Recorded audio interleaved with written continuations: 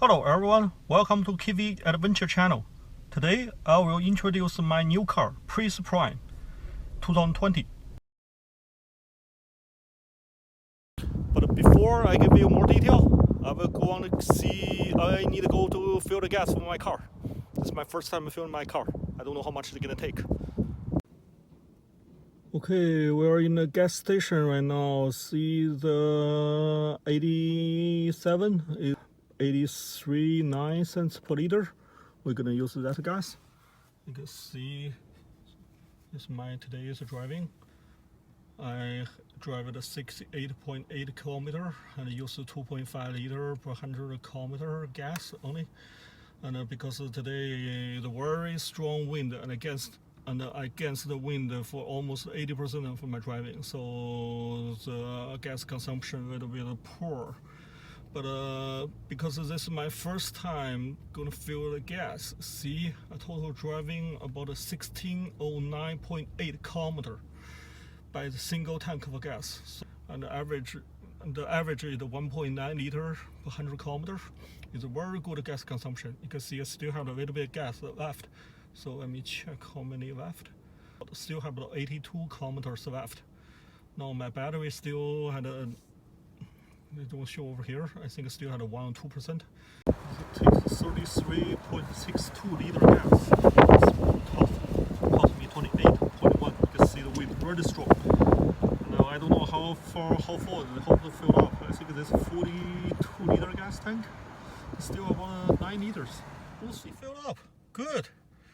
Wow, that's good. 28 bucks filled up. It's much cheaper than I expected. Wow, 80 bucks, 28 bucks. Driving 16. Driving 18 bucks. Driving 1609 kilometer. Wow, amazing. Of course, if you want to drive that much kilometer, you need to charge your car because this is a plug-in hybrid car. Charging the car is easy. Use the J1772 common plug. You just charge at a household plug with 110 volt. And you just unplug the cap over here, put it over there, and then you plug this one right in. See, green light. That means the guy started charging. And right now, you take this cap. You see the hook over here, and then you can put it over here. And if you want to close the door, that's okay. Okay, right now, see, open the door over here. And you see how much time left for the charging. Back to, we'll get to this side. Now we can see the charging. The top one is the power button connected, and then the green one that's charging our indicator. And also from the three charging indicator here, the 4. Right now I just plug in the regular plug. Toyota suggests use a GIFI, but I only have the regular. It works because it's inside the garage, so it will be okay. It's because of no wet plug. It's just a regular socket plug. So because this side is not water protected, rain protected, so weather protected. So if you want to charge your car outside, you better get a plug protection for this. And yeah, this charging cable costs over $1,000 in Toyota dealer. I know you can get a cheaper one, but make sure don't damage. It will cost a lot of your money to repair it. The charging cable comes with the car. That's only for level 1 charge, which is 110 volt. That's it. You cannot use that cable to charge on the 220 volt because that will damage the cable. Now we're gonna open the door to see.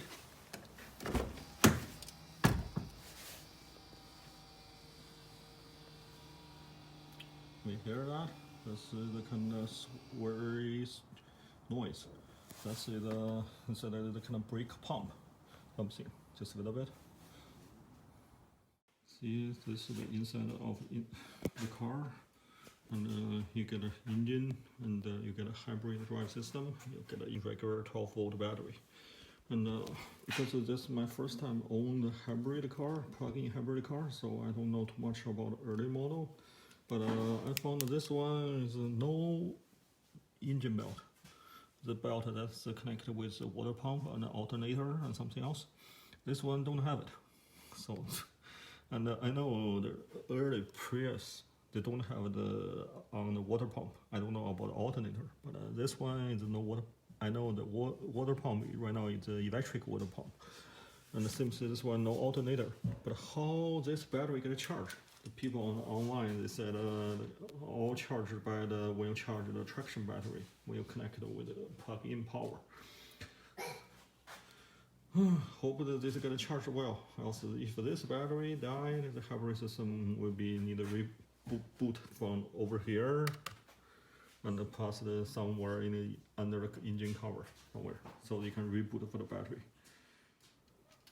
Now we're gonna check the ground clearance for this car. I know the hybrid car always had a very low central gravity, so this car compared to the regular car, even very kind of very low base, and even lower than Corolla and the Honda Civic. Now I got this tape. Mirror, something around 7-inch mark. No, even 6.5 inch. That's pretty close to something around 7. That's pretty close to the front. Now I got another car. This one is my RAV4 2016.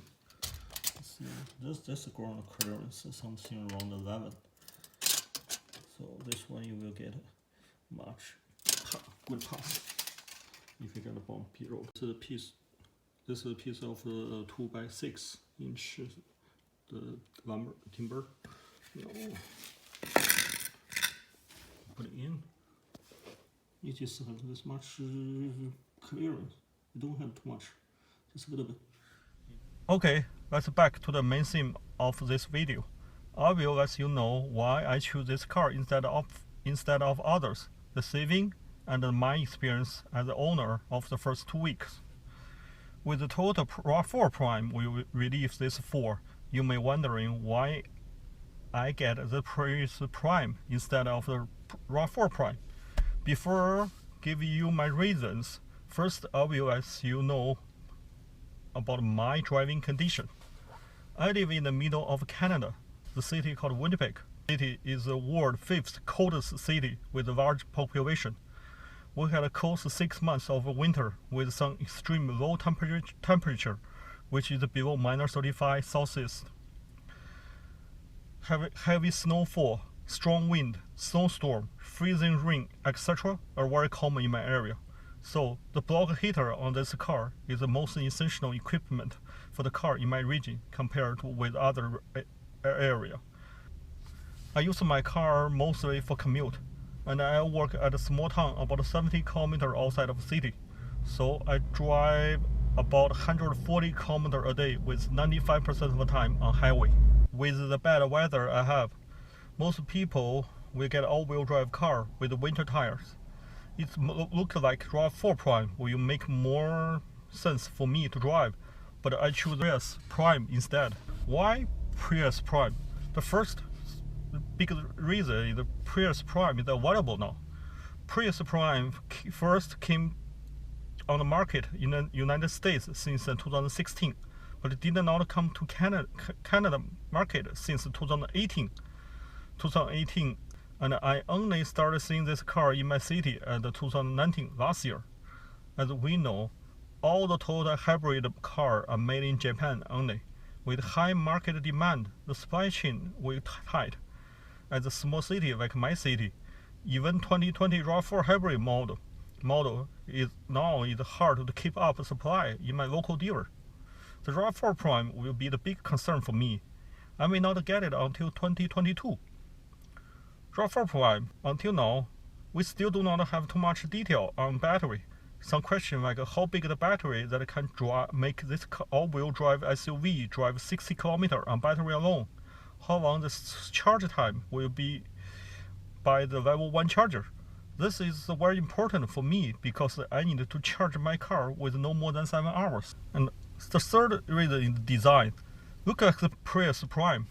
The quad LED headlight, the curved back window, use of carbon fiber, the traditional Prius all-digital display, plus the option of a large 11.6-inch display screen. And the most important is the Prius Prime. It does not look like regular Prius. And you can feel the designers spend time on this car. You can say it's a real Prime of the Prius family. But the RAV4 Prime, you can see Toyota did not put much effort on it. It look like almost no difference when compared with the 2020 RAV4.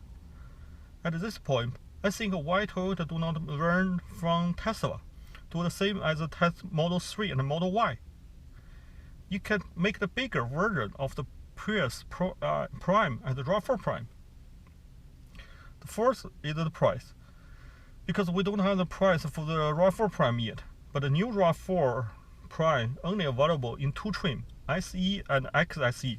For me, this is just the marketing strategy on Toyota to make more money. Lots of people are waiting for this car now. They have to pay for the extra for this without other cheaper model to choose. The same strategy happened on RAV4 Hybrid too. Before, Toyota do not have a hybrid model on LE, but now they do. The fifth reason is my own preference.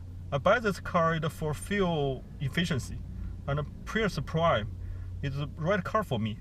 All the car in the Prius family is designed for fuel efficiency by sacrificing the performance, the 0 to 60 miles speed up. The last reason because Toyota started making hybrid cars since 1996. Prius Prime is the first generation of the hybrid vehicle and the second generation of the plug-in vehicle. I still can see lots of second generation Prius that's made from 2005 to 2010 on my city road. Plus Toyota had a very good reputation on car making, and I had been Toyota car owner since 2013. Compared to my old Dodge cars, Toyota cars are much reliable. The next section I will talk about saving. On the car charger, the car rating is 120 volt, 12 amps, but the regular Canadian household, the most common electrical sockets is 110 volt, 15 amps. The charging time is 5.5 hours from 0 to 100. This is true in the real car. Then you can get a total electricity consumption is 7.26 kilowatts. In our city, the electricity is generated by hydropower. We pay 7 cents per kilowatt. Then, plus 12% tax, you will get roughly about 57 cents per charge. Considering the heat loss during the charging process, let us say need 65 cents, make the full charge each time. My old Toyota Matrix, good on gas too, but still need 7.5 liter per kilometer on my everyday driving. This is my real test. Then 40 kilometer will use 3 liters of gas. Current gas price at my city is 83.9 cents per liter. The driving 40 kilometer on the Matrix will cost you $2.52. So 65 cents compared to $2.52. It may not look a lot, but I could save over $1,400 a year by just doing this. Do not forget, this car also uses hybrid drive after EV mode. Hybrid mode only uses 5 liters per 100 kilometers. This is another saving too. I know hybrid car does not saving a lot of gas at a low temperature, especially in winter time. I will see in the next winter if I decide to drive this car in winter. Considering the future, the saving also included the gas price. The gas price is low now, but I think it's only for temporary because the low demand because of the pandemic. But the crude oil production is cutting down right now. For sure, the price will go up. In that time, you will save lots more. And also, the carbon tax in my city, my province, is another big issue. Province will gonna really rise about 20 cents per liter of gas by 2022. So with this car, I will get less impact on it. Spend more money on gas and pay more taxes? Why not using the saving to pay for your car, right? After 2 weeks of driving, I love this car. It's not only fuel efficient, you will enjoy a very quiet driving experience even when the gas engine kicks in. The feeling of the car handling is very good, especially at a very sharp corner turn. It benefits from the TNGA structure, the Toyota new global architecture, and a heavy battery pack at the rear of the car. You're gonna feel more steady for the driving. At the EV mode, the car speed up is very fast and very smooth. But at hybrid mode, you can feel the car is heavy, and the car a little bit slow if you try to avoid touch the power section of the drive indicator. The servation pedal for this car is interesting. It looks like the first 40% is designed for EV drive, the last 60% is for hybrid drive, because the speed will decreasing when you step the step pedal at the same position, but you change from EV mode to HV mode.